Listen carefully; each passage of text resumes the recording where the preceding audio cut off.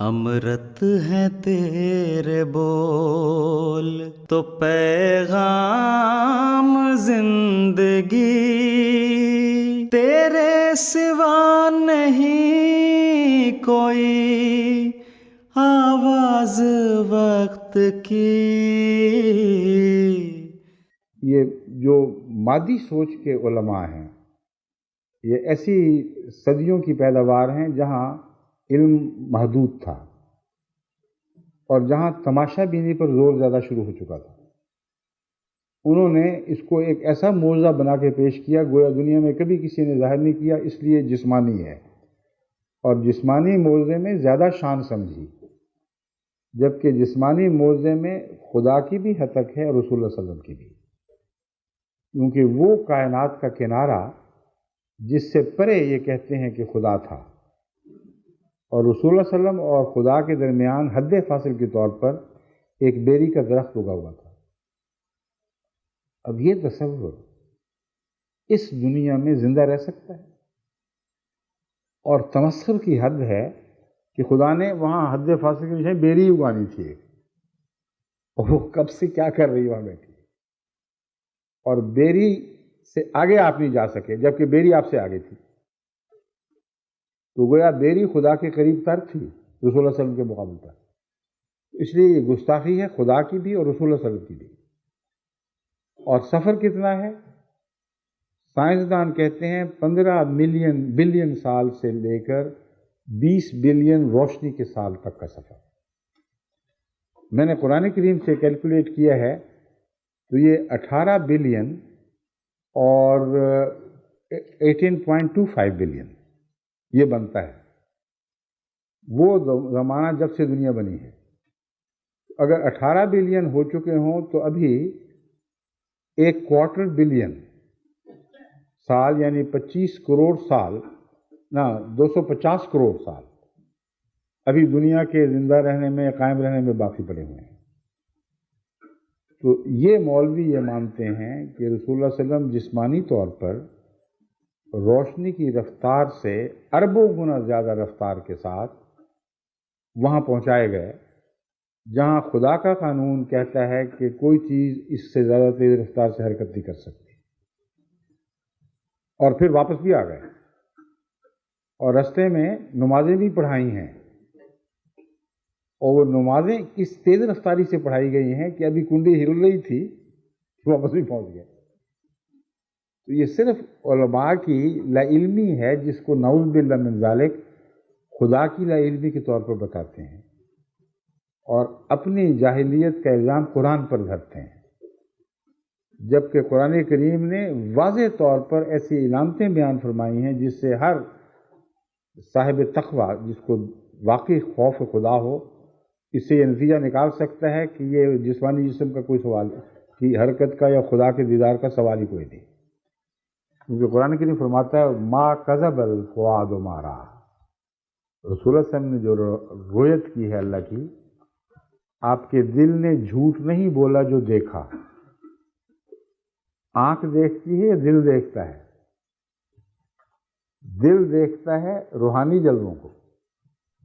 اور حضرت مسیح موعود علیہ السلام نے یہ تعبیر فرمائی ہے کہ عرش خداوندی اپنی صفات کی جلوہ گری سے قائم ہوتا ہے، نہ کہ کوئی خدا کا جسم ہے جس کو کسی نے اٹھایا ہوا ہے، اور وہ صفات سب سے بڑھ کر رسول اللہ صلی اللہ علیہ وسلم کے قلب مطہر پر ظاہر ہوئی ہے، اور عرش خداوندی اس تعلق میں محمد رسول اللہ کا دل تھا،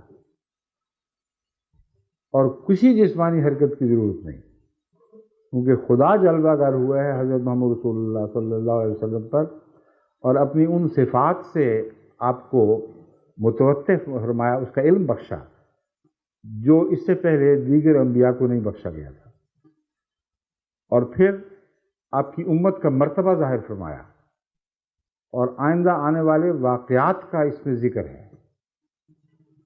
اب یہی علماء جو زور دیتے ہیں جسمانی معراج پر، یہ باقی باتیں تو خیر فرضی کہانیاں ہی ہیں، صرف اس بات پر غور نہیں کرتے کہ جو روایات مختلف ہیں ان سے پتہ چلتا ہے کہ رسول اللہ صلی اللہ علیہ وسلم کے اس سفر کے دوران ایک بڑھیا آپ کے سامنے پیش کی گئی جو 3 پیالے تھامے ہوئے تھی، ایک دودھ کا، ایک شراب کا اور ایک پانی کا۔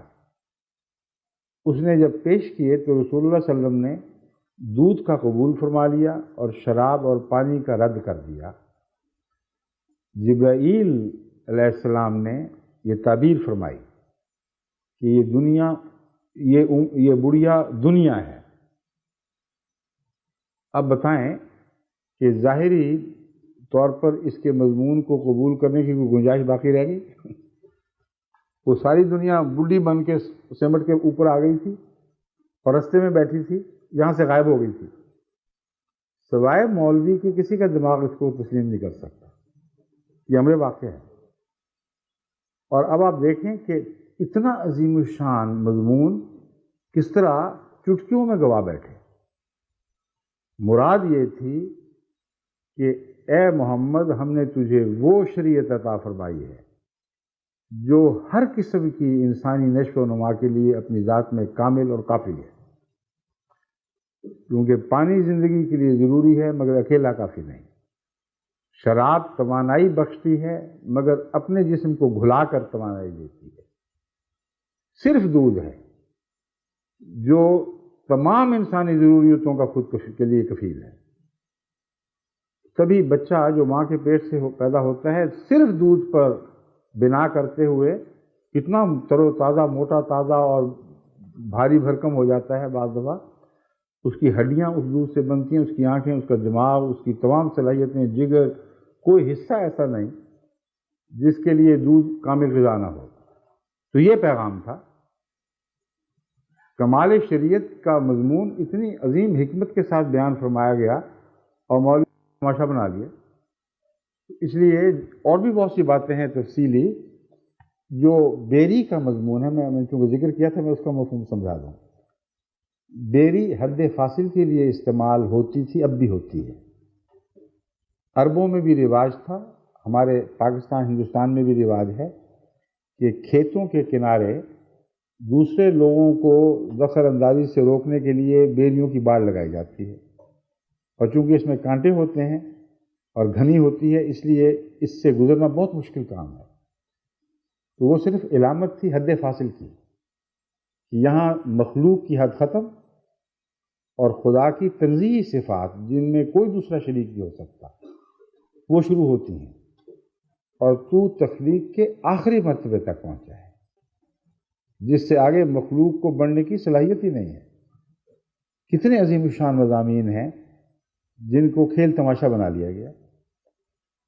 انبیاء، سب دنیا کے انبیاء کا آپ کے پیچھے نماز پڑھنے کا مطلب یہ ہے کہ ایک ایسا دور ضرور آئے گا جبکہ سارے انبیاء کی امتیں بالآخر، اگر ساری نہیں تو اس حد تک اسلام میں داخل ہو جائیں گی گویا ان کے نبی نے تمہاری سرداری قبول کر لی۔